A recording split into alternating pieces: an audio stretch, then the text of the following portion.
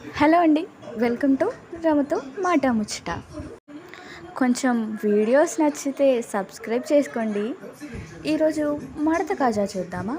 మడత కాజాని, కాకపోతే మైదాతో కాదు, గోధుమ పిండితో.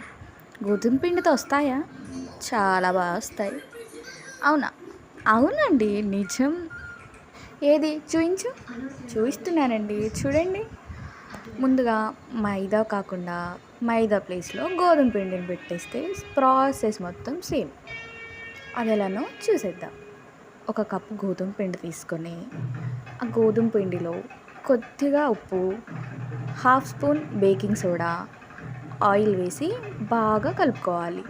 కలుపుకుంటే పిండి ముద్దలా అవ్వాలి. అలా ముద్దలా అయిన తర్వాత కొద్దిగా నీళ్ళు పోసుకుంటూ అది మనకు చపాతీ పిండికి వచ్చినలా కలుపుకోవాలి పిండి మిశ్రమం మొత్తం. అలా కలుపుకున్నాక కాసేపు పక్కన పెట్టేయండి మూత పెట్టి. ఈ గ్యాప్లో మనం ఖాళీగా ఎందుకుంటాం? పదండి ఏదో ఒకటి చేసేద్దాం. ఏదో ఒకటి అంటే ఏదో ఒకటి కాదులేండి, మనకి కాజాల్లోకి స్వీట్ కావాలి కదా, కాబట్టి చక్కెర పాకం పెట్టేద్దాం.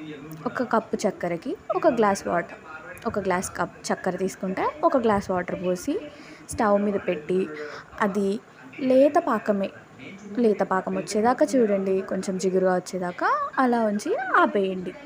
ఈలోపు మనం ముందుగా మూత పెట్టి ఉంచిన పిండిని తీసుకొని చక్కటి చపాతీలాగా పలుచగా కలుపుకోవాలి. మరీ పలుచగా కాదండి, కొంచెం మందంగానే. అలా 5 ముద్దల్లా చేసుకొని 5 చపాతీలు కలిపేసుకోండి. 5 చపాతీలు ఒకదాని మీద ఒకటి నూనె రాసి కొంచెం పిండి వేస్తూ ఒకదానిపైన ఒకటి పేర్చి దాన్ని మొత్తాన్ని రౌండ్గా చుట్టేయండి. లాస్ట్లో అది విడిపోకుండా వాటర్తో టైట్గా పెట్టేయండి. అలా పెట్టాక దాన్ని మళ్ళీ 5 పీసెస్ ఆర్ 6 పీసెస్గా కట్ చేసుకోండి. అలా కట్ చేసుకున్నాక ఒక సైడ్ని ఫింగర్తో కొంచెం ప్రెస్ చేయండి, చిన్నగా కొద్దిగా. అలా ప్రెస్ చేశాక లైట్గా చపాతీ కర్రతో రుద్దండి. ఇంతకీ మీకు మడత కాజాలంటే ఇష్టమేనా? ఒకవేళ కాకపోతే మీకే స్వీట్ ఇష్టమో కామెంట్ చేయండి. అలాగే ఒకసారి ఈ రెసిపీని కూడా ట్రై చేయండి. ఇంకా వీడియోలోకి వెళ్తే అలా ఫింగర్తో ప్రెస్ చేసుకున్నాక చపాతీ కర్రతో లైట్గా రోల్ చేయాలి.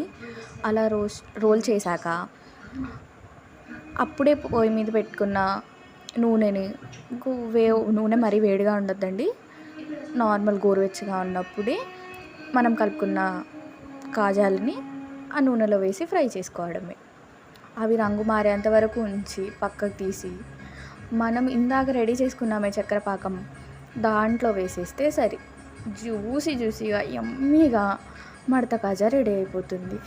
తింటుంటే ఇంకొకటి ఇవ్వా అని అనాల్సిందే పక్కన వాళ్ళు. అందుకే మరి త్వరగా మీరే తినేయండి.